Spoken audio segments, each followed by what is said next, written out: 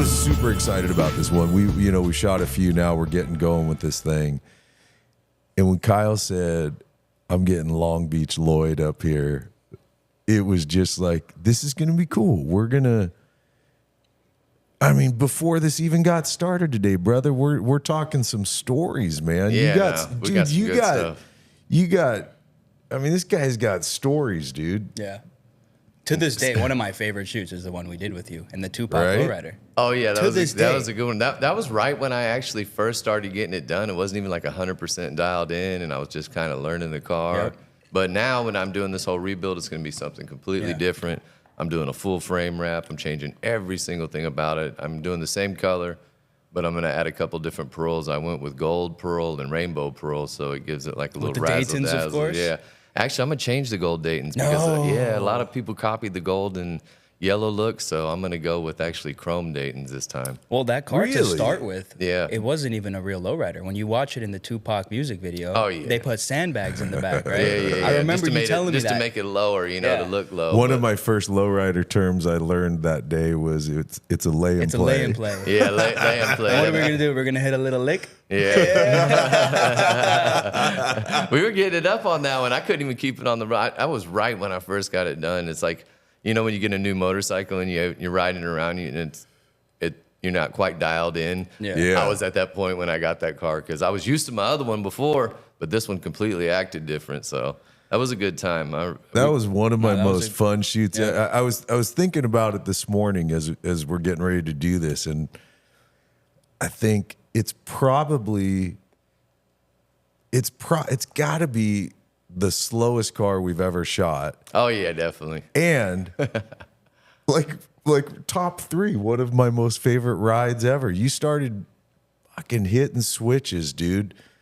For a guy that's never done that before, what it's like, because you've probably had a lot of first timers sit in the seat with you. A lot of people ask me why I like it and say it's stupid and stuff like that. Actually, when I did your show, a couple guys were saying, and I'm like, dude, come over to my house and I'll take you for a ride in it. And then if you don't like it after that, then fine.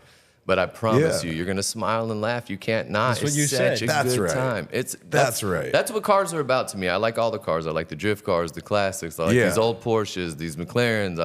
I've never met a car I didn't like. Even if I saw a perfectly restored Pinto right now, I'd be stoked. It's just, it's not about the... to me, I just like the car, and I've met a lot of car owners I didn't really care for, but I never met a car I didn't like. Well, you showed it today when we were walking, because it's your first time being here. To see what you were geeking out on was actually, bro, I think of you as, like, sorry to say, but this fucking thug gangster lowrider guy that is not that. No, you're not anymore, but you were at one time that guy, and it's foreign to me. And so to watch you today, to see you, because I've only seen you in your setting. I've only been in Long Beach. I've only been to your house when we've shot. I've never been here with you. I didn't know what you would pick up on, man. And to watch you geek out on a McLaren as much as you did on a 911T, as much as you did on a Caddy, and where it was fun to watch, like, oh shit, this guy's like us. He fucking just digs cars. Cars in general. Right? Oh yeah, that's why I've done the Hoonigans. I've shot with Donut Media, all those different guys, and they're all into different stuff. Mm-hmm. I helped them build their first lowrider Miata. That was a lot of fun. Really? Yeah. They did it. On Donut? Yeah. I never saw it. You were telling me you were on the 2 Change. Most expensive. We did most expensive is Vice hit me up and then asked me if I wanted to do it. And then I hit up another guy named Jimmy Humilde, which has an excellent car collection. I mean, he has probably 50 Impalas, 59s, everything you could think of. Wow. He's like a music producer. So I got us on there. It was me, him, 2 Chainz, Tattoo Nene, and Too Short. So it was really cool. But I got a small segment. I only brought one car. He had 100 to show. And they got to see the Tupac car. But in my segment, I got my own little part. And it was pretty cool. Yeah. Most expensivest people are cool. I've seen you with Snoop Dogg, too. Oh, yeah. I shot a few videos with him. Yeah, the cars have, brought us all together. And it's a common ground. It's cool because you meet somebody, and it's not like, oh, you're so-and-so, or you're so-and-so. It's like, no, you're another fucking car guy, right? You're another car guy. That's all we're talking. It's that right away, man. Yeah. Well, that video we did with you went pretty viral. I was just at Pomona Swap Meet. You ever been out there? Yeah, I used to go all the time. Yeah, so there was this guy selling, posters, right, all laid out on the ground. And I'm looking at them, and I go, wait, that's from our video. That's our shot. Really? Yeah. Oh yeah, someone did pirate it where it says I love he put that. Felix the cat on there, and it's your car, and it's the rear shot of it when we were out in Long Beach. I love that. Yeah. That's cool. Well, man. he's making money off of it, and it has. I the told the logo guy, and I'm all like, that hey, stuff. that's from my video, and he was like, all right, and I'm like, oh, I didn't mean it like that. Bro. Like, you can sell it, whatever. I don't care, but that's our shot. You can't control today's world. You can't. Who gives a shit? That's good on him, man. Yeah. You know, like seriously, like you're not gonna say nothing to nobody out there. But what pissed me off is he tried to sell me one. Right? I'm like, bro, what the hell? Hell no. I see the car all the time. Yeah, that was my first experience of a lowrider, and of what, because man, I mean, like I don't know how else to say it except for I'm as white as it gets. So, I don't know. You look pretty cholo in that video we did together. You had the flat buttons at the top, right glasses. I dressed everything. up that day, man. But it's such a foreign world to me, and it's fun to see I say it to the people all the time, dude. It's the connection that happens because of the cars. We meet people because of the cars that in normal life we probably wouldn't be crossing paths. And I think the commonality and the passion for the cars creates the commonality and the personality. And you just got to figure out the difference between the guy that was a thug at one time versus the guy that's pure business and is a billionaire. It's like, we all find this common ground because we see a car and for some reason we go, oh yeah. Yeah, we all become that car guy. Were you actually like in a gang or? No. Hey, we can edit this out. Yeah. I'm a Crip from Houston, Southeast Hoover Crip. And that was a long time ago. I went to prison and did like 8 years. Oh, I went to prison one time and did 3.5 years. Got out for 14 months. Got busted again for the same thing. And then I did 4.5 years, so 8 total. And then on my way out, I just let it all go. It was done. Yeah. Took my DP, and it's a different life in there. I've heard. I went to culinary school with this guy who did 20 years for a crime that he did not commit. And I remember one day he was doing the dishes in the dish pan. I walked up behind him, and I was cool with him, and I touched him on the back. I was like, "Hey, Alex," and I felt nerves twitch in his back because I know he's got eyes behind his head. You know what I mean? I was like, get that. And he told me, I'm like, dude, how did it feel going in there 20 years? You know you didn't do it. And he's like, I just had to accept what it was and become a different person in there. It's like being in the jungle, you know? I did it. I just don't think I deserved to do as long as I did. For what I did, I was manufacturing and selling ecstasy back in the day. Yeah, when I went to court, I wanted to be like, why doesn't everyone just fucking take one? We re-adjourn for like 45 fucking minutes. You know what I mean? You guys, we'll have a totally different outcome here. But, I'm glad you're talking about it, dude, because it's cool. Because it's another one that's foreign to me. My worst jail experience is a couple of drunken publics when I was a kid, and they throw you in West Hollywood Sheriff's Department just to fuck with you for the night, right? So that's the worst I've ever done. But I know a couple guys like our buddy from Hood Muscle Cars, Belly. Belly, yeah, man, and. It's just so foreign to me, but it's cool. What I like to see is like Belly, like you, because I know you on the other side of it, right? Same with Belly. I met him on the other side of it, and he's one of the most spiritual, kind, generous, loving people you'd ever meet because he actually fucking learned what he did wrong in his earlier life. You know what I mean? And goddamn, dude, sometimes it takes you beating your fucking head against a wall to learn a lesson, but you're one of those dudes because I've hung out with you, and I'm telling you, brother, if you were still thug life fucking Lloyd, you and I wouldn't be hanging, dude. No, just wouldn't, man. Well, there's absolutely nothing in there of value. I mean, there's no conversations of value. You're not making money. You're losing your family. One of the worst thing is to be on the block and then the chaplain come and you see him coming because you never know if he's coming to your cell, and that means somebody died. So, I mean, there's so many things to it. It's not just prison alone. Being locked up and fed shitty food. And what's the most accurate movie that describes what it's like being in jail? Like American Me. Have you seen that? Yeah. It's kind of like that. There's a lot of politics and stuff like that. But I would say probably the realest one may be like Bad Boys with Sean Penn. Okay. Because that's how it kind of was back in the 80s. And the guards didn't really... 80s and 90s when I started getting in trouble, the guards weren't really running the place. The inmates did, so it was a little bit rougher. And like you couldn't be like, I'm not doing with this, and they just beat the fuck out of you. You know what I mean? So crazy, it was different, but it just depends on what kind of person you are. Yeah. I decided that I was going to be a shark, not a fish. You know what I mean? I've always been somewhat of one. And I'm not like the biggest, most aggressive guy. Now that I'm in my 50s, you know, I'm losing weight. I'm usually about a 165, 170. Now I'm about 155. So I'm a different man.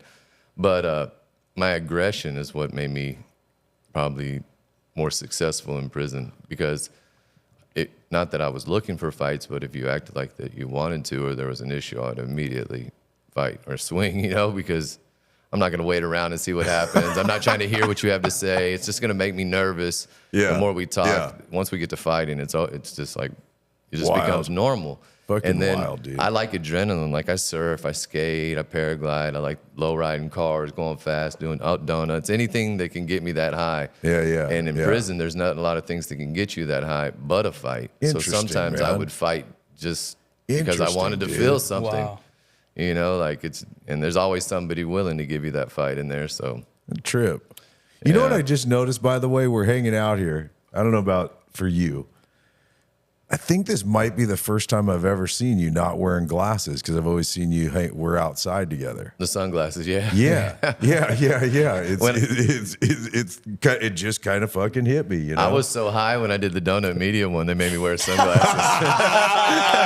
It was early in the morning. I was baked. They're like, "Hey, you want to wear sunglasses?" I'm like, "Yeah, sure, why not?" Excuse me, Mr. Lloyd. Can you please put on those sunglasses? You look a little too baked. I know. It was early in the morning. That fresh wake and bake. So I'm curious, dude. What so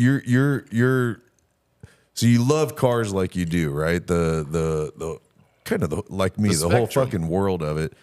But you focused or at least how I know you, right? Is you focus lowriders. So I'm assuming like same for us, right? We shoot all kinds of stuff, but mostly we focus on really well built, go fast, spin tire muscle cars that are safe to do that in, right? Right, understandable. Except Fully that built, crazy muscle one cars. incident with the guy's brake. Well, we've had that happen as well. Not so safe. And there's a couple others that never made it onto a video. There's a couple, you know, but like how I love it all, and that's the one that just gets me going. Like any that's car guy, this is the dream walk right here. It is. Into the studio. Sure. You're going to spend 30 minutes. You're not going to make it to the podcast because there's so much to see. No, it's like Disneyland out there. It is. Yeah. But so and I think I remember some of this, but I know coming from Houston, for one, coming from the part of Houston you come from, and I mean the culture you hung with and grew up with.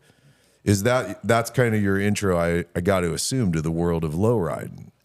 No, actually. No, I'm wrong. No, yeah. When we moved from Florida to Texas, there was a guy that sold weed in our neighborhood, and he had a Monte Carlo with switches, system, had the little rainbow license plate. Remember the lights went around, and it was that time. Big old speakers in the back, and he used to give us rides, because we bought weed from him, down to the basketball court where everybody hung out. Yeah, and hitting switches. And then I would see how everybody would perceive him. I liked the feeling of it. And then I saw how he got all the chicks, and I was like, this is what I want. So, always comes back to that, man. I got really good at guitar because of that. Yeah. So at 16, this guy had a 68 Camaro. It was probably, I would say, maybe 450 horsepower-ish, nothing super major. But I brought it home, and I wanted it, and I showed it to my stepdad and my mom, and as soon as we got in, it smoked the tires down.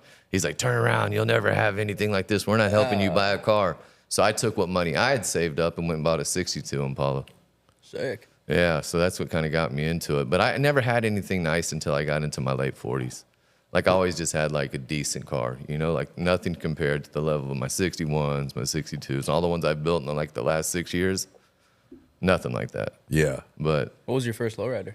That 62 Impala. And it was a lowrider? Yeah. Lay and play? Lay and play. Yeah. Yeah, but that's all I ever had was lay and play. I never had any cars that would take off growing up because I just couldn't afford it. And if I had a car that had hydraulics, usually it had holes in the floor, all rusty, or I never had the whole thing together. Expensive shit. I don't think most people that are into cars understand beyond the aesthetic value of how much goes into lowriders, the paint, the chrome, all the crazy shit that you guys put in there. Yeah. But it's that if you actually want to go drive that thing down the road and give it the damage you do by that much weight just up and down and smacking the fucking ground, and dude, I've been in it with you, is man, man, you got to deal with chassis. You got to deal with suspension. Hydraulics is not cheap, especially the plumbing of it and doing it not only mechanically right, but where it looks sick when you pop the trunk, you know, because that's Versace I know gears. that's part. I know that's gears, part of your 8X flex, dumps. right? That's part of your flex is what are you running? How many batteries you got going? Looking at the plumbing, like I get it. Yeah, I want it to look good when you open the trunk. You know, a lot of people you'll open them up and it just looks like an absolute mess. I don't like that. I like the whole, show car look to it, but I want it to perform. This time, I'm not going to do the whole trunk, everything like that. I'm going to add a lot more batteries. I want my car to, it's a 61, so I want it to get up at least 61 inches. So the batteries are what makes it pop up like that? Oh, the batteries, the gear, the 8X dump. There's quite a bit of a combo. You have to have, the bigger plumbing, the bigger wires. You get the bigger quick disconnect. You want all your wires super thick. And then, it's time to go. So you're doing a full, you're going really deep on the reinvent the 2.0 of your yellow car. It's going to be a completely different car. The frame is completely wrapped all the way around. So what do you mean wrapped? They take 3/8 steel and they reinforce the whole frame. You cut the frame too, right? You gotta. That's why they say you cut it. You put all the stuff. No. When you cut the holes. Okay. But they don't actually cut the frame like that. No. But they I tore the frame actually on the car. I'd hopped it so much at a video. I did it. It was at ease. It was like this. I guess they were the Backstreet Boys of Korea, basically, because it got like 1 billion views. Wow. But the director was like, "Keep going, keep going, keep going, keep going, keep going." What pisses me off? It didn't even make the fucking video. Wow. Really? That part, yeah. So and I knew when I broke my car. Yeah. Because when I was driving home, I was doing like 60 and I'm swinging. And that car, I could take my hands off the wheel, let it go, no problem. But I knew something was up. Wait. I'm going to interrupt you on this one, dude, because I flat remember I had a very specific question trying to understand the world of hydraulics, the world of the beating you put on your frame. And I remember us rolling along. And now, this is probably early on in that car, but I got to tell you, I remember rolling along in that yellow car, and I go, passenger seat. Yeah. Like, it seems like it's aligned pretty well. And you go, and you let go of the wheel for a second, and it's ready to make a hard fucking left, no signals needed, like absolutely. Going, you know? Yeah, that was before I had it dialed in. That was right. Yeah. I swear that was like right. I just got everything on there and needed to get it aligned. That? Hell yeah, we were going down Alamitos. There was like cars right on the right of us, right in front of an apartment building. I let go and I was like, that's right. We put that in the video too, I think. I was holding it tight. So that can be corrected in all the geometries you deal with there. Yeah, once you're done in the final tuning, then it's corrected. I got to where I could drive 80 and just take my hands off the wheel and be like, look, check it out. No shit. Yeah, no problem. And you're still part of that group, Plata O Plomo, It's right? my group. That's your group. Yeah, absolutely. Watch I'm out, still part. Watch out. Now my bad. Those are all my boys. I started it, and now we just got a chapter in Germany. We're in Kansas City, Florida, Texas, California. We're just growing all over. And you manage all that? Oh, yeah, or you let someone in Germany take care of it? Well, there's a captain to every chapter, right. So they handle it. And then usually if there's a bigger issue, then it would be brought to me. But we're all in understanding, and everybody, some people come in and some people fit, some people don't. And the people usually weed themselves out. So all the guys that are in it, we have an understanding. We know exactly how to play our part, and we do it, and we do it well. A well-oiled machine, I will say. What does it take? All low riding. All low riding, yes. Yeah, for sure. Yeah. I have one guy that I let in, my buddy Bill out of Huntington Beach, because he has a Toyota Tacoma, and it is the sickest Toyota Tacoma you've ever seen. It's a lowrider? Yeah, it's a lowrider. I saw a lowrider C10 the other day, and I was like, wow, that's cool. Yeah, he 3-wheels it, hops it, everything. It's like no other truck around. It's really cool. What do you think of the Fox body from Menace to Society and on the Daytons and all that? Actually, I have on my Instagram, Long Beach Lloyd, if you want to check it out. They're doing a giveaway for one like that. They're giving away tomorrow. Really? Yeah, it looks just like green it. It's Fox not body B1. with the Daytons? Yeah. It's got the green with the gray on the bottom. You know what car I'm talking about? Everything. Yeah. Oh yeah. He like robs a kid for like having the wheels and all that in the drive-through. He's like, man, give me your shit. Yeah. Makes him order a cheeseburger. That's Tyrene Turner. I actually met him on a Snoop Dogg shoot when we did the countdown. And I caught him. He was like bent down looking at my Daytons on the car, just right like there. the show. Look at that. Yeah, that's it. Yeah. Bro, that's so sick. I heard that he actually has that original car. No shit. Yeah, he still has the same one. A lot of people do the lookalikes. But like, it works, doesn't it? Nah, it totally that's works. him right there dipping it. Dude, totally works. 100%. Looks killer. You're obviously not putting switches on or anything. It's just the look for that car. But I dig lowriders, dude. I swear, we were at Peterson recently for the Ken Block exhibit. Oh, I missed that. It just opened, so you can easily still go see it. And I highly recommend anyone that listens to this, if you're local or whatever, man. It's I gotta tell you, dude, it's something to see. You know, you think about the excuse me. You think about the impact that Ken Block had on the world. You know, the car world, the content world, DC shoes prior to all that stuff. I mean, really a radical impact. And to see all those cars, if you've seen all the different Gymkhanas, you know, and to see all those cars right in front of you, like I'd seen the unicorn, but drinking on a Saturday, need another drink there. Drinking on a Saturday, son. You know, man, it was just a little brain spurt that happened. But you know, I'd seen the unicorn before, but to see the Huna truck, to see that the last one, the Audi all electric car that makes, it says right there on the sign, 4,400 pounds of torque. Damn. Think about that, dude. I've been in 1,000, 1,200, 1,500, you know, foot-pounds of torque, but 4,400 is I'm curious. It's mind-numbing, man. I know. And to see that stuff right in front of you and to think that guy drove it the way he did, I don't know. It's highly impactful. I totally recommend anyone that can. And Peterson ain't sponsoring me, trust me. Yeah. It's just like worth seeing. But the reason I brought it up was we were there and I didn't know they were still having some of the lowrider exhibit. Mm-hmm. You know, did you see it there? I didn't go see it, but I saw a bunch of my friends put it online. Was it good? Man. I mean, there's that one car, you'll know it. Rose, something Rose. No, Desert Rose. That's right. Yeah. Yeah. Right, Chris? Remember? Yeah. And that's one of many, you know, but it's just as you walk through there and you look at it's not my culture. Or Gypsy Rose, not Desert Rose, Gypsy Rose. There we go. Yeah. I thought Gypsy Rose was the mom who put her daughter in the basement. No, is that not Gypsy Rose? I don't think so. I think it's called Gypsy. I can't even remember. Where'd you go, kid? No, I'm serious. That car, we're not gonna get into that. That car was actually originally a '63. They wrecked it, and then they built a '64, which is now the famous one. But originally it was a '63. Okay. Not a lot of people know that. Have you seen that exhibit? Have you been over there? I went to that one. The Long Beach one. Oh no, I'm sorry. The Peterson. Yeah, I saw it. Yeah. You didn't invite me, bro? Yeah. Yeah, my bad, bro. Sorry. Okay, yeah, I could have came with you, but whatever. I heard Ken Block's daughter's driving the unicorn. Yeah, and man, look it up for me, would you, dude? Because there's a new deal that just happened with her. She just joined. I know Scotto and all them parted ways. There's some team she just signed. I don't know why I'm drawing a blank on it, but she just signed with a team, full pro, next level racing for her. Huh. My connection over there that I knew was Brian. Oh, really? Yeah. And I know I think he sold out what he had left in there, and he's doing his own thing now.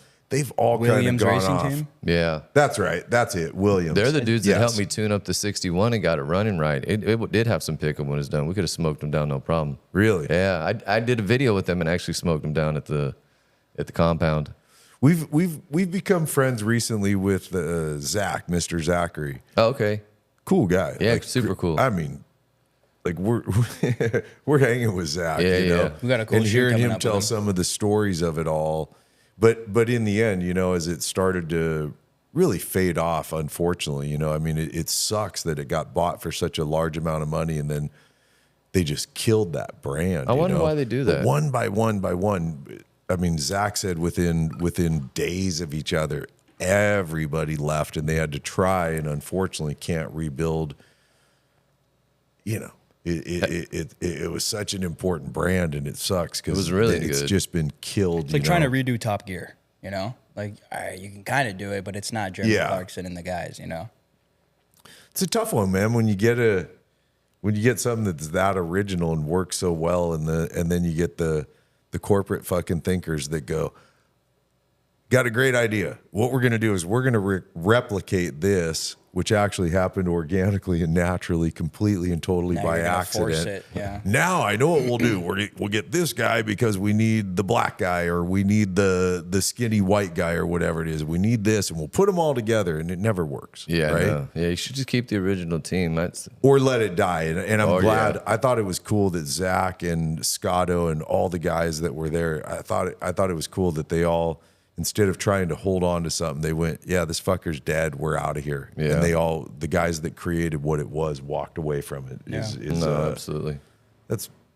Did you see Zach and Lacey's Impala, the one with the big blower on the front? BCC Zach? Yeah, BCC Zach. I can't wait to shoot that. We shot his truck. They came out and hung out in Long Beach and got the shots cool over people, there. Right? Yeah, they're super cool. They're cool for people. Sure.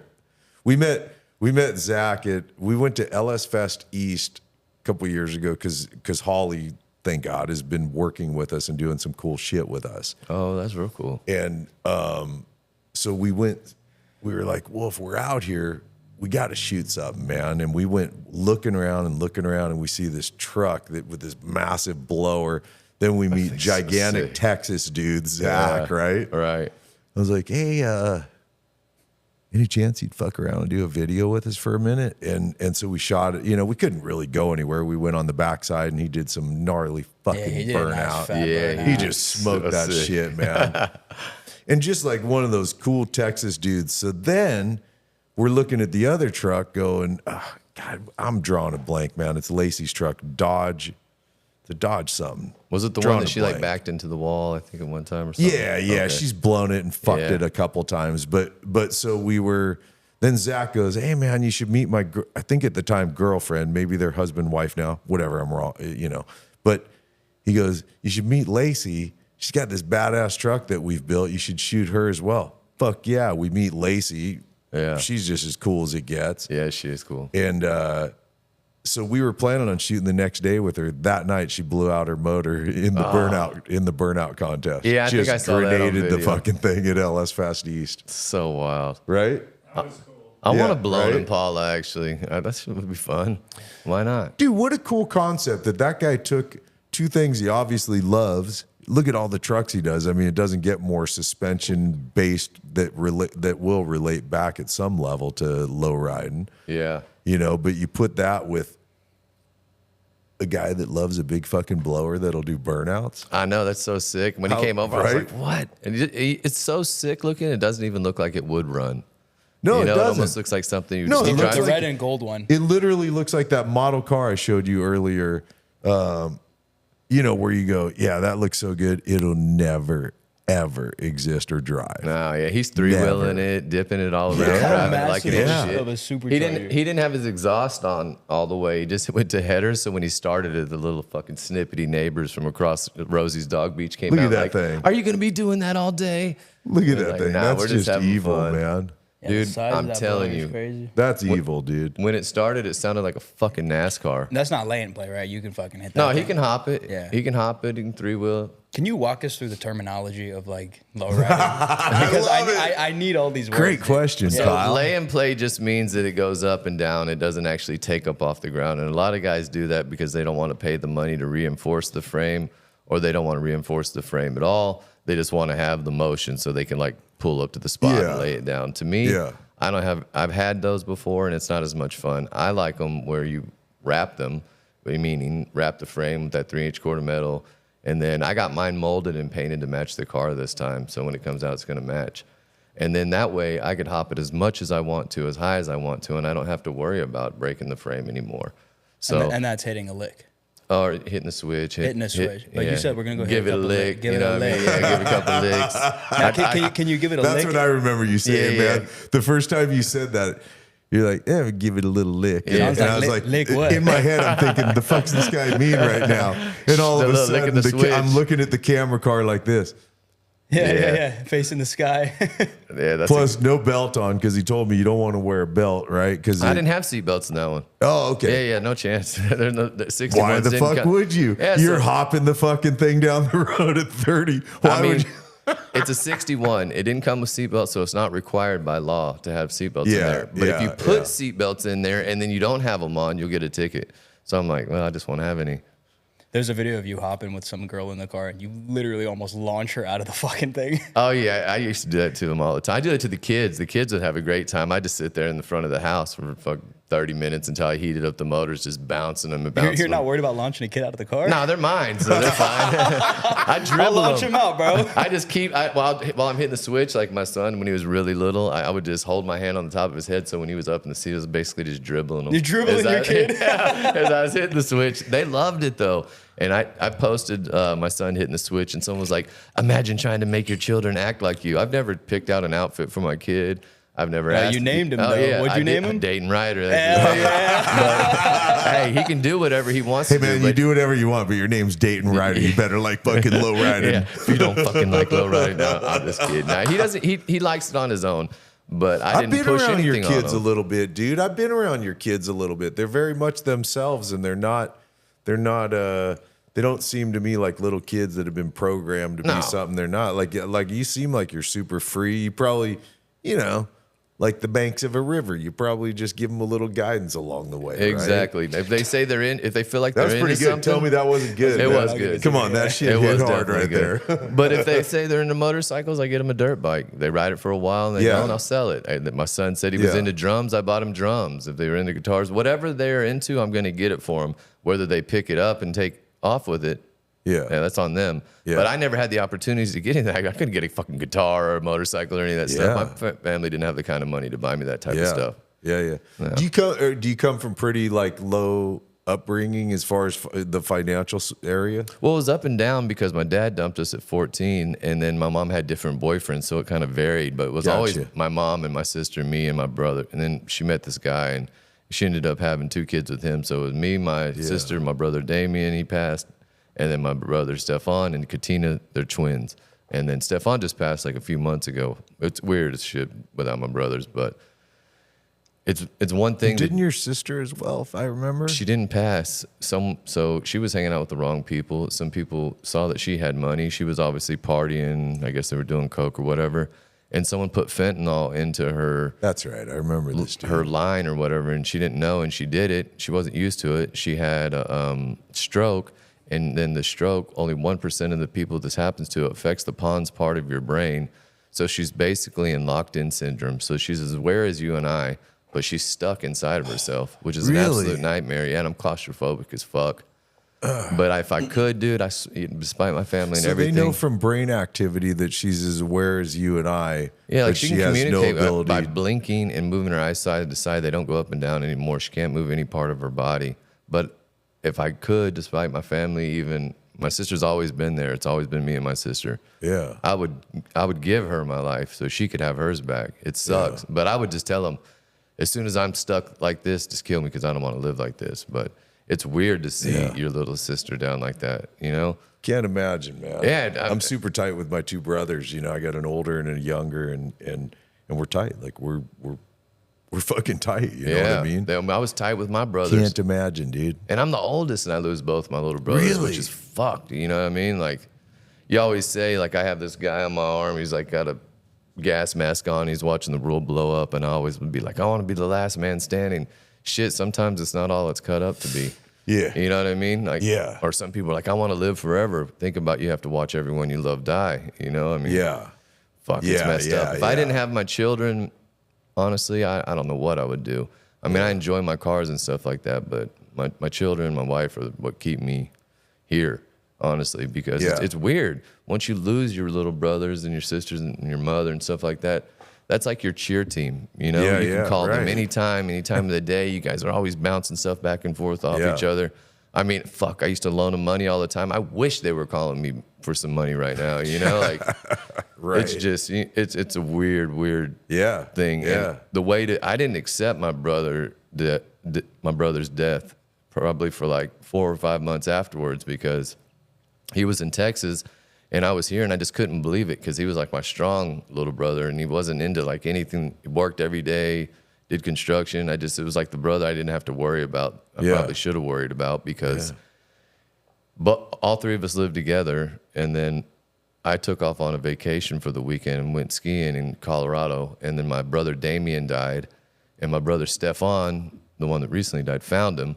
And Damien had knocked on his door that night, so he like lived with the guilt. Like he would drink a bottle a day and fucking take some, I don't even know, oxycodones, and this time he overdid it. So basically he died of alcohol poisoning and oxycodone. Wow.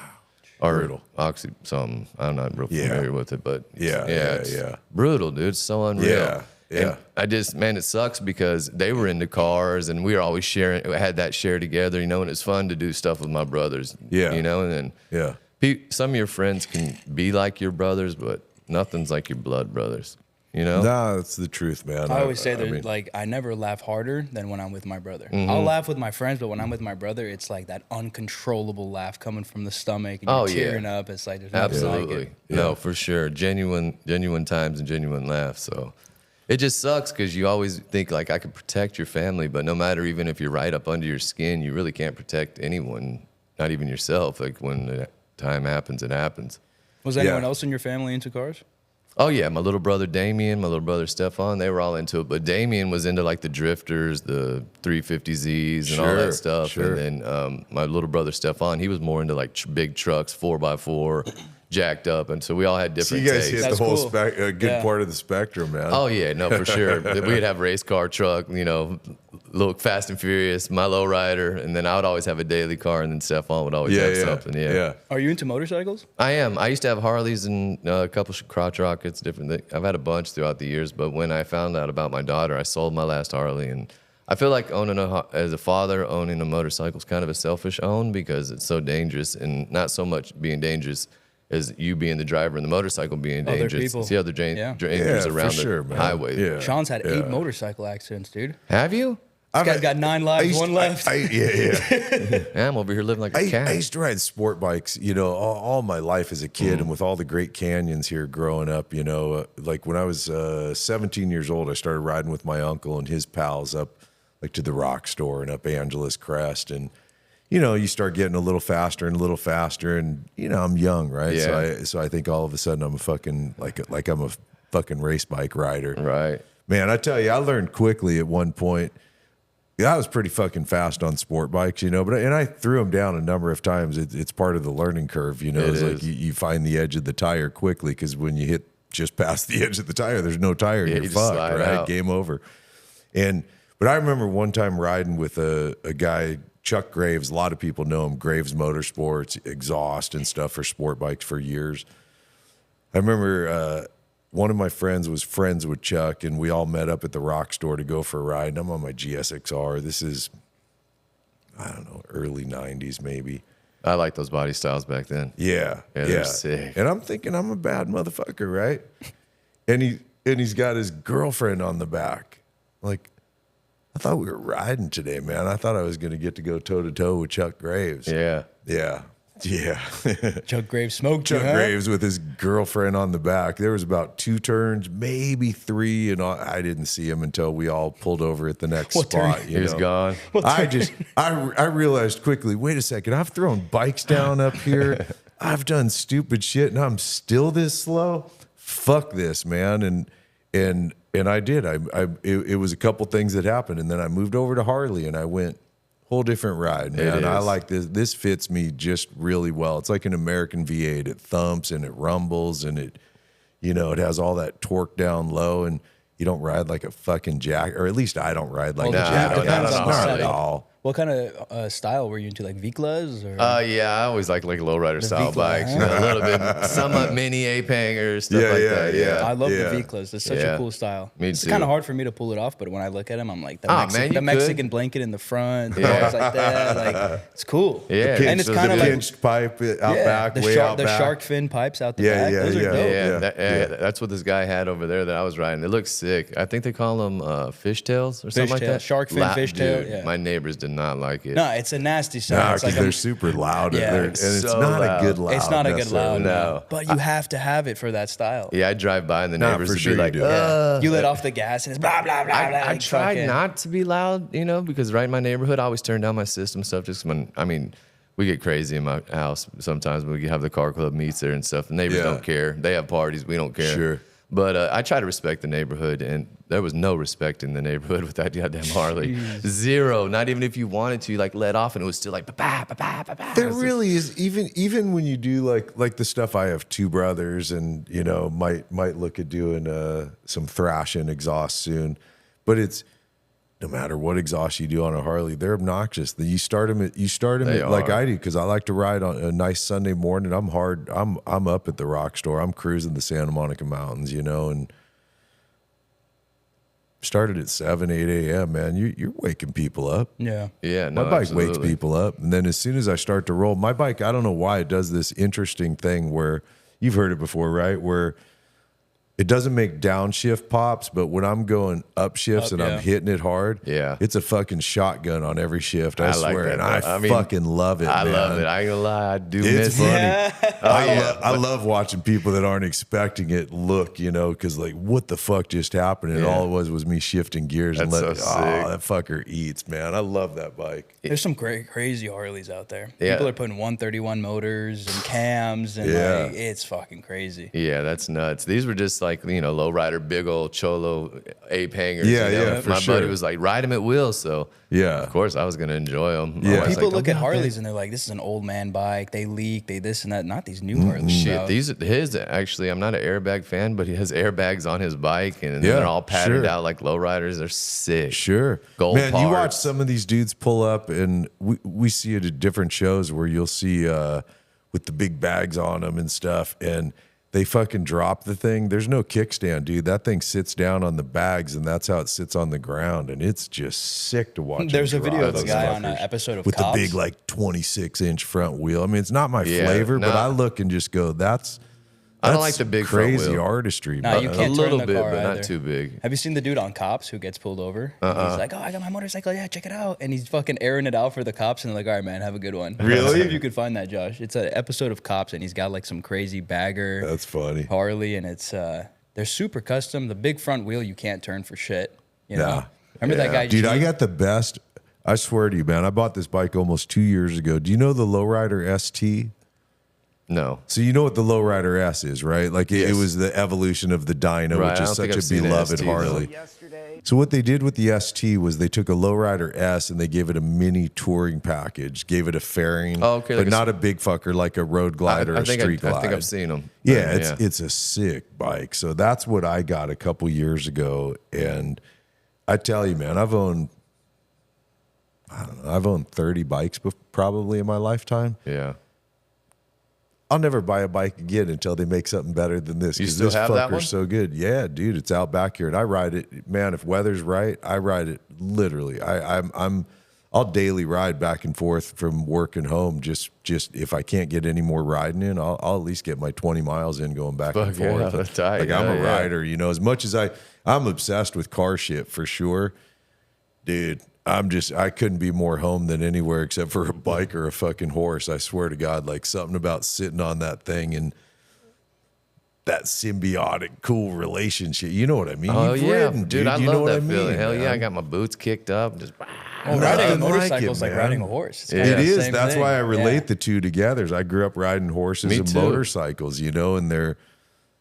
I mean, I tell you what, if you have never ridden a horse before, particularly a quarter horse, you want to know what 1 horsepower is? Yeah. It's a fucking quarter horse digging in, right? Yeah, no. That is dope. 1 horsepower right there. I had thoroughbreds growing up. Really? Yeah. I love the movie Seabiscuit, by the way.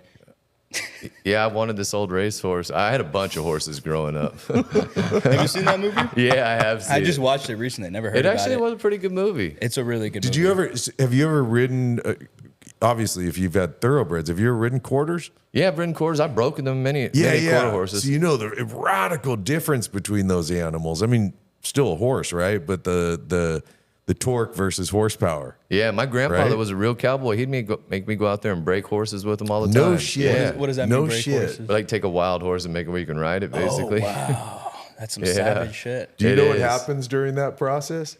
You get thrown on your fucking ass, you get kicked, you get stomped on, you get beaten to shit, and then you get up and go for more. It's the dumbest fucking thing in the world actually trying to break a horse. Worse than my grandfather's knuckle pinch. He would get you right here up under the side if you didn't want to do something. Just get bucked off. It's way better. It hurts way less. He was he was like major because he was like super cowboy. Bull rider, you know, so you get bucked off, you get crying. He'd be like, "Shut your little ass up, go again." Yeah, I can see you with a horse that has like gold horseshoes and braids on the fucking neck. Maybe now, maybe nowadays, fuck, but not back then. No, fucking hitting switches on it, man. No, I wouldn't mind one of those dancing horses. Those are pretty sick. Oh, the ones that do the trot. They look beautiful too when they have them all done up. What do they call those? No, they're usually Andalusian horses. I gotta piss. So bad. My coffee. I got to too, man. Let's pause it because I got to take a pee too. I'll cut it. You know. Yeah, you cut it, but I got to piss too, man. Okay. Man, there's nothing like the ability to make a fucking pivot when you have to. You know. Oh man, I'm a chameleon. Right? I'm a hustler of all sorts, and it's look, all sales are the same. The only thing that changes is the product. If you can sell fucking whiskey, you can sell water. Yeah. If you can sell water, you can sell cars. Yeah. You just have to have product knowledge. Yeah. That's it. You are a total sales guy, huh? I fucking hate it when people say that, but it's true. I do hate it when people say that. You know why I can say that? Motherfucker, I'm not bullshitting you. Is you say a lot of things that I would never have anything to do with, and all of a sudden it sounds like a really good idea. Like you don't even, you're like, what's that movie? What do they call it? ABC? Always be closing or something like that. Like you're always closing, huh? Shit, I want to. I definitely always want to be closing. That's the way you get the money. Yeah. I like to be fair, and I like it to go around. I'm not one of the guys that wants to make all the money. Like I'm investing with some buddies in real estate, and I don't want to make all the money just because I have more of it than them to invest. You know what I mean? Like we all catch up. I got you. You know. But I'm curious question for you, man. When was the last time you worked a job? Actually, like where you go to a place, you know, you get your W-2 or whatever, you know, like when was the last time you worked a job? Okay, do you remember? So believe it or not, actually, I have a few degrees, multimedia and web design. I used to work for a couple media companies. Come on, I swear to God. And you're a fucking freak. And then I went to the Art Institute of Houston, and then while I got in trouble and went to prison. While I was in prison, I got my associates in business. In prison? Yeah, in prison. Jeez. And then when I got out, one of my friends named Josh Bernard, I grew up with. I hung out with him. He was living really well. He had a nice car, a nice house, nice clothes. And I said, "What do you do for work?" And he said, "I'm a hairdresser." And I'm like, "You're a fag?" I hate, dude. I don't care what people are. You know, be whatever you are. But he's like, "No, dude, hell no, I'm not." He's like, "Let me show you how it is." So the next day he picked me up. He got me like 4 button-up shirts and a couple pairs of nice jeans and a couple pairs of shoes, and said, "I'm gonna hire you at my salon, and I'm gonna teach you how to wash hair." So I worked for him. I said, "I'll give you 2 weeks." So I went up there. He showed me how to give a good hair wash. How old are you? When is this? This is when I got out of prison, so I'm 30. Okay. So, and this is totally not anything. Can't even put a kid's hair in a ponytail at this time, you know? So this is where I'm at. So he teaches me how to wash hair. People start tipping me money. You know, I'm getting like $20 tips for washing hair. Everybody's really nice to me. It's a totally different class of people because you're hanging out with the whole spectrum, because everybody wants their hair done, from the, you know, little white trash lady all the way up to the lady working with the president type deal. Teachers and just all kinds of people that you would normally be around. This is in Houston? This is in Houston at the time. Yeah. And I really enjoyed the conversations, to be honest with you, and I enjoyed meeting different people outside of, you know, the kind of way that I grew up and the kind of people that I knew. Is a different class. Yeah, barbershop talk is different. Plus, nobody gives a shit if you have tattoos, if you're a hairdresser, or any of that other stuff. So it wasn't an issue. Right. So after those 2 weeks, I signed up for hair. And this is out of prison. Last time you're in prison, so you're done with thug fucking life. Now you're like, let's figure it out. I mean, at that time, I still would do what it took to get to the dollar, but this is the hustle that I was shown. So my friend Josh takes me and signs me up to this hair school, and we're gonna cheat the school. He knows the people. I'm just gonna sign in and I'm gonna leave, and he's gonna teach me how to do hair at the salon. So I go there, I just sign in, do whatever I want. I have it my way. I don't really have to do anything. I'm just gonna get my hair license after this extended amount of time of me checking in and out. Well, my fucking luck, Paul Mitchell buys the school the first month that I'm in this other school, and they ran that thing so strict and so tight. Like Paul Mitchell's like a clan. You're fucked. But my school was already paid for, so I got a $30,000 education for like 6. Wow. Yeah, so I was the first boy to graduate from Paul Mitchell Houston. No shit. Yeah. So it was owned by Rosie and Sandy. They bought it, and I got out of there, and I was doing hair, and it was really cool because I got good at it because they force you. There was no skipping. And so you went from washing hair to actually cutting, styling, all that. Well, in school they have like after you go for a few months and you start getting good and you're cutting on dolls and stuff like that. They have a place where clients can come in. Yeah. Obviously, they know they're going to pay very low prices, but they know their people are practicing on them, but they don't care because they want different hairstyles and they don't have the money. I was more curious because I was curious if you're still doing it because I still do. My son's I'm still looking for a new stylist because it's not quite like. We can make a wig at his hair for you, bro. I cut my own hair, which I rarely do. Could you imagine me with fucking Long Beach Lloyd's hair, dude? I'd be so sick. Some dude messaged me the other day and said, "What products do you use? You look like you surf every day." I'm like, I wash it with salt water. Yeah, pretty much. But I still do my wife's, my daughter's, and my son's hair. No shit. Yeah, I mean, I will do it. That's a good way to save money. I did cut, color, extensions, and it was good money. Was that the last time you worked a job, and then from there it was always figuring out a hustle of you finding ways to make money, but you're not working a W-2, 8 to 9, 5 to whatever, like you're doing your thing. So I had built up a really good clientele. I was making like $120 a year. Plus during plus during that time with my in-laws, I went to school and learned how to trade the stock market. And they got us Falcon Trading Systems, and then they gave me $26,000 to start a trade account. So I was also doing that. And that was around 2008. I hired some people. I gave them my clientele, so the salon basically ran itself. Yeah. And then I had enough money. I started buying and selling cars because I noticed when I would buy a car and fix it up, somebody always wanted to buy it from me, no matter what, like in the first couple of weeks. And I'd always sell it for I'd say some outlandish number, and they just take it. And then I was thinking, well, you weren't actually planning on selling it, but you couldn't pass out the cash. Hell no. I could be sitting at the stoplight. You offer me the right price, I'll jump out, give you the title, and walk out with a pocket full of money.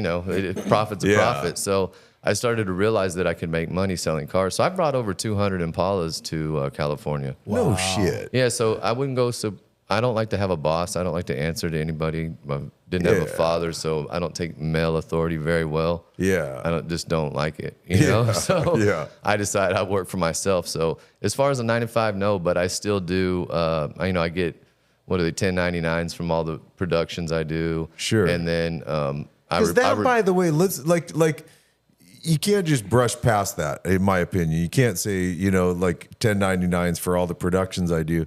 Just throw out some of them. Not flexing, dude. I just know you. Like, you're such a humble motherfucker that you do a lot of really rad shit. And unless you know Long Beach Lloyd, you don't necessarily know that. You know what I'm saying, man? I would say I did the California Milk commercial. My car was in that. Snoop Dogg, Selena Gomez, MC8, Daz Dillinger. I've accommodated many cars for like Cardi B and all these different people because if they ask me, everyone knows that shoots videos to contact me if they're looking for a lowrider. So I'll just pass the deal. They just tell me what color car they want, convertible, hardtop, or whatever, and then I call the person. Done. Yeah, because I know everyone in everyone's car. Yeah. I know everyone's car, not all their names, but I'll just hit them up on Instagram. Yeah. Tell me what they need. Did they ask you to be in the Super Bowl commercial, the one with Snoop Dogg? There was talks of it, but actually that was Tweet and his little crew that did it. As soon as I heard there was some dancing, and I remember Chris Mills' car was in that. He was in the commercial for it. I think it was. With Pepsi and all that. Yeah, Chris Mills did that, and then you don't want people dancing on your hood and shit. No, high heels and everything. But there wasn't actually their actual hoods because they bought them backup hoods to do it, and then they reinforced them and stuff. I know. That's why I was like, you know. But yeah, I did the most expensive is with 2 chains and 2 short. Is that on YouTube? That might be now. It was the last season that they had just shot, and we were like episode 2, and then podcast with you guys, Higgins, Donut Media, stuff like that. Yeah. But it was mostly like I just wanted to, when you mentioned that, and anyone that's watching Wiz this Khalifa, thing goes, yeah. Dave East. I mean, there's a ton of them. Yeah. But usually I just go. I think I even referred a couple people your way. I don't know if a gig ever came out of it, but if anyone ever. Because I used to do some picture car stuff back when, and for some reason I've asked them 50 times to remove my listing on was it called LA 411 or something like that, right? And I'm still listed as a picture car guy, so I get calls all the time, or you know, probably have pretty regularly. And I know I've referred shit to you that's lowrider based. Yeah. Didn't you meet Wiz Khalifa during a picture car shoot? And you didn't know who he was? Such a fucking dumbass. Now, mind you, he wasn't the Wiz Khalifa that we all know now. No, he was. What year was this?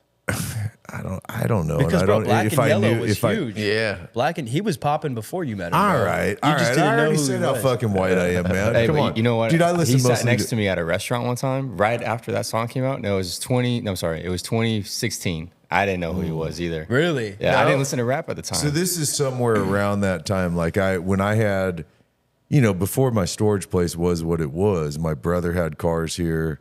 Him and Paul Walker, Roger Rodas, they were all super tight and stuff. So Paul and Roger had AE. My brother had this place, and they'd keep cars at each other's places. And they did a lot of cool car shit together. So that's so sick. I had access to all that stuff. And my neighbor Dennis here, Vehicle Effects, does, all the Fast and Furious stuff. And when I say the Fast and Furious stuff, I'm not talking about the rentals. I'm talking about building the fucking cars you see ever since Tokyo Drift forward. Does he have some of the cars over there? Oh yeah, we'll go check them out. If they're open, yeah.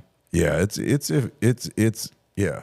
a freak show to fucking see. How'd you meet him though? And especially during when they're in the production process, we get to see cars before anyone else does. That ramp car we got to see before anyone. The different blown Chargers, the wide body Chargers, which I love. That's one of my dream cars. The just black sold. One. How much? Someone bought it for $250, and you can't even drive it. $250,000? Yep, but you can't even drive. That's the car reasonable because you got the engine in the back and the carbon fiber in the front. So the car is pretty much undrivable. It's not really Wait, this isn't the one that he had that he did the wheelie with, no, right? No. Okay, no, that's the one I want. Oh, okay. I'm like, $250, the that sounds so mid-engine, reasonable wide right body, now. crazy motherfucker, man. That one, they told us the other day, because every time I see that car, I geek on it. And there's multiple of them, because when they're building these cars, they go, this one's going to get hard driving. We need like 8 of these, right? Because crash one, fucking bring the other one in, go fix that one, crash another one, bring another one in. I mean, they literally do this on set, and seeing that wide body one, man, that's my favorite car they ever built. Do you know what really he's talking about? See if you can find it, Josh. Dude, pull it up. Is it the one where they're like crashing that container? No, this is like in the No. That's a modern. That's 2 modern Chargers together. What car is it? It's a mid-engine Charger, Fast and Furious. Yeah, look up Fast and Furious mid-engine Charger. It'll show up. It's super low, crazy wide body on it. So they put a Hellcat motor in the rear of the car and then mated it to like a R8 Gallardo 6-speed gated transmission. Right. And the whole front is carbon fiber. I think Speedcore did it, right? The body. They did the Hero car. Sean Smith was involved in the design of it. Yeah, that one right there. So you can see where the engine's Hellcat at in the back. Yeah, that's pretty sick. Definitely doesn't compare to the one from the original movie. Yeah, that's still the best one, isn't it? Man, dude, right? I would kill. I would if I had top 10. That's one of them. Didn't that one have a fake supercharger? Dude, that car hits so hard, man. Who owns the car? Bob? There's variations of that car because the one that was used the most, our friend Bob Hartwig owns. He's got a company called Movie Machines. He does a ton of movie car stuff as well. Does it drive?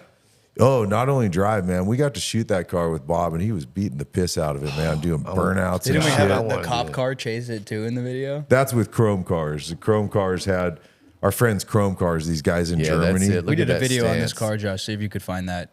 Because I remember he did some gnarly burnouts. It's still one of the most evil things you've ever seen car-related in a movie. It really is. You've got a comparable collection, though, in here. I'm very impressed by the walkthrough. It's crazy, dude. I'm telling you. And it's constantly changing. It ain't my collection, by the way. I got one car parked out there. Well, I mean the collection that you were storing. But it's spectacular, man. My little... And it really is a small business. You're a business guy, right? Yeah. So when you have a ceiling to your business, a literal ceiling, there's a limitation to what you can produce on as far as financial, you know? Absolutely. And most of the time, right now, I'm a little low. Like there's spaces out here, but my little business, dude, it makes me a living. It does, you know. Like I'm not balling. Like I said, I got one car out there. Hell, the car was given to me by my parents. So I got with 500,000 miles on it. I got 10 grand into repair work on it, and that's it. You know? Right. But that I own my little business and I take care. I swear I could walk you through here. Man, I could walk you through here, dude, and I could tell you a story about every single car that's in here from the celebrity cars that are in here to the guy like Cameron. Cameron wouldn't give a shit that I mentioned him. Cameron, who owns a 63 split window Corvette out here. I saw it, the black. But it's a one family car, dude. His grandfather bought that car brand new, passed it down to his dad. Now Cameron has it. Mm-hmm. It's a one family car. That doesn't happen anymore. We don't see that history in a car.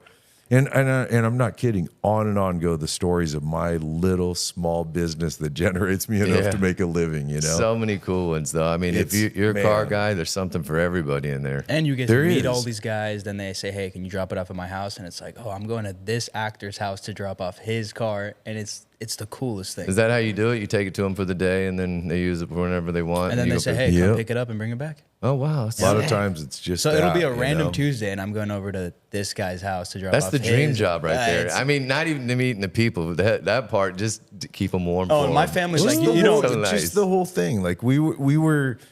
There's a network that we've been in conversations with recently, and who knows, whatever. I mean, truth be told, I don't give a shit. Yeah, but.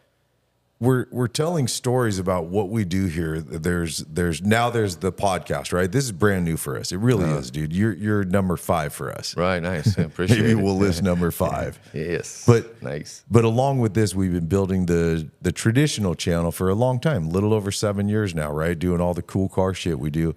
But the heart of it is this building and what happens in here in my storage business. And my storage business is so fucking precious to me.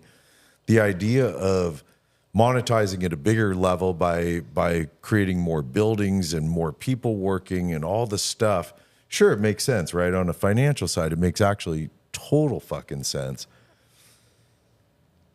Fuck me or bless me, but my approach is when something's precious to me, I want to keep it precious as long as I possibly can. And should it last the remainder of my days, that would be so cool to me, you know? And that's so much bigger to me than a I want to buy McLarens, you know. I just ain't there yet. I'm working on other shit, man. But the storage business ain't one of them. This is a precious little business to me, you know, and it's a cool thing to have that. It is, man. It's like a car museum all the time, and I would love to see them rotate. And it's always something new. Dude, I get to drive some of my dream cars from this job. I know. Like my family's like, you don't work a real job. Like, you're out having fun, bro. That's dream. So many people's dream. You get to experience all the different types too, because. I mean, you know, but not everybody can have these jobs. Can you imagine? Like, I have to drop off this guy's car. There's a certain amount of restraint. Like, don't mention names, but because who gives a shit? But like, tell Lloyd some of the cars that you've actually gotten to not ride in, but some of the cars that you've gotten to drive, be it delivering, picking up, or the channel. Like, think of some of the spectacular freak show things you've gotten to drive down the road. It's pretty amazing. Porsches, Ferraris, McLarens, and like classic cars that I've always wanted to see what they're like. And it's like, yeah, it's unreal. You driven the black GT 500 out there? No, but I've driven some pretty crazy cars. I drove Chris's car Devious with the supercharged Coyote and the stick shift. And it's crazy. That's a fun one. And then one. we took McLaren 720 up to the canyons. I bet that. And I remember coming back down, and Sean was like, "You want to drive it?" I'm like, "Yeah, dude. You don't gotta twist my arm." Yeah, dude. Yeah. No, for sure. I can imagine. It's wild, dude. It really is. It's wild to, you know, I make enough money to. I live a decent life in LA, you know. If I lived in the fucking Midwest, I'd be balling, motherfucker. Yeah, me too. Right? Me too. God, I'd be balling. Sell everything here. But God bless California, you know, and you know, fuck Newsom. I'll pay the goddamn taxes because I love the weather here and I love the roads I get to go roll down on my, especially, man, when it's time to get on my bike or drive some of the cool shit I get to drive to run up Lower Tahunga, 15 minutes from here, the Crest, 20 minutes from here, you know, Santa Monica Mountains that just go forever. It's cool driving. All right, I'll pay my taxes. I'll take it. You know, it's like you're from elsewhere and you've made California your home, and you really have. Especially you've made Long Beach your home. You're motherfucking Long Beach Lloyd, dude. My wife's like, we got to get rid of this house one day. I'm like, I don't think I ever want to. But there's nothing like this place, right, man? There's nothing like Southern California. I could talk to you for 4 days straight, and as you could as well, about all the shit we hate about it. Yeah. I could talk to you even longer about all the shit I love about it. Me too. Right? Oh, yeah. It's great. It's worth it. I tell you what, if you can make it here, you can make it anywhere. That's for sure. Right. And, you know, because it ain't easy here, dude. It's not. It's not, man. It's not. It's not. You can bitch and complain, or you can figure out how to make a few more bucks to at least live. I don't live a baller life here, but I don't look at the check when I pay the bill. You know, I just pay the fucking bill. Yeah, no, me too. Absolutely. Not kidding, man. Yeah, I legit do. Me too. If I want something, I'll have it. You can believe it. And whatever extra it takes, I figure it out. To the shit you can't yet, you just it makes you creative, right? You go like, doing pretty good. Yeah. Like, sometimes you have one job, sometimes 3. I want that, man. Yeah. If you know. Sorry, what's something that you like really want coming up next? Like, is there like a dream car that you have? Shit, I would just like to finish my 61 and have it back. I was thinking about it on the way here. I would have drove it here because I love driving that car. You drive it that far? Hell yeah. I've been to Burbank in it so many times. There's studios around here, and then I've done different stuff. I don't know. Half of the people I don't even remember. I just like go there and then let them do use my car and then not do anything too bad. You know, like if they try to do some stupid shit or hit the switch, I'm like, that's not so. I'll hit the switch. I'll duck down and I'll hit the switch. But I can't let somebody else hit my switch. I don't like that. There's a motion to it too, isn't it? I remember you said it's like dribbling a basketball. Yeah, it is kind of dribbling a basketball. And the stroke's only so long, so when you're going up, you have to drop the dump when it's in the air, so it has compression. And when it's hitting the ground and it's springing back up, that's when you're hitting it back up. So you just have to catch the rhythm of the car. Every one of them's different. That's why I'm always like working with my kids on them and stuff like that, because they get in all the different lowriders. Some of them you can hit and it'll jump 3 feet off the ground. Some of them just barely move, you know. So I like try to teach them how to do it, you know, each different style. I can tell you this much about driving a lowrider, because the longest I've ever driven a lowrider, and you know that car, it's a legend, man. You Dr. pull Green up, Thumb. You pull up. Hey Josh, pull up Dr. Green Thumb. I saw Dr. Green Thumb owner was selling another 61. But I'll tell you what, man. I asked the owner at the time, used to keep it here with me. Oh, this is the music video, bro. You put Dr. Green Thumb Lowrider. Yeah, put up Lowrider in there. But I asked the owner, and it was for it was for a scene. Video. Remember that movie Hobbs and Shaw? Yes. You see Hobbs and Shaw, the spin-off with The Rock and Statham, right? I do. Yeah.